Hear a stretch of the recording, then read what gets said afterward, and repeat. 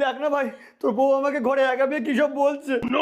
তুমি এই বাড়িতে ঘর জমাই আছো না, তাই তোমার কোনো সম্মান নেই। চলো আমরা এখান থেকে চলে যাবো। দাঁড়া দিদি, তোদেরকে ঘর থেকে যেতে হবে না, মিতাকেই আমি ঘর থেকে বের করে দিই। বিশ্বাস করো, আমি করিনি এসব। ওম, তোকে আমি নিজের ছেলের মতো রাস্তা থেকে তুলে এনে মানুষ করেছিলাম, আজ তোর বউ আমার জামাইয়ের সঙ্গে এই ব্যবহারটা করলো। তোদের আর এই বাড়িতে কোনো জায়গা নেই, যা বেরিয়ে যা। কোনো কথা শুনবো না, যা বেরিয়ে যা। কাঁদিস না মা।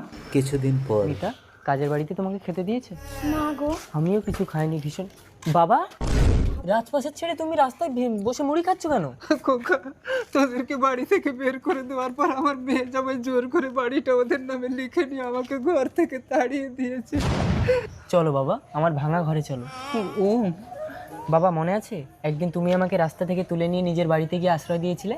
আজ থেকে আমি তোমাকে রাস্তা দিয়ে তুলে আশ্রয় দিতে চাই। চলো বাবা।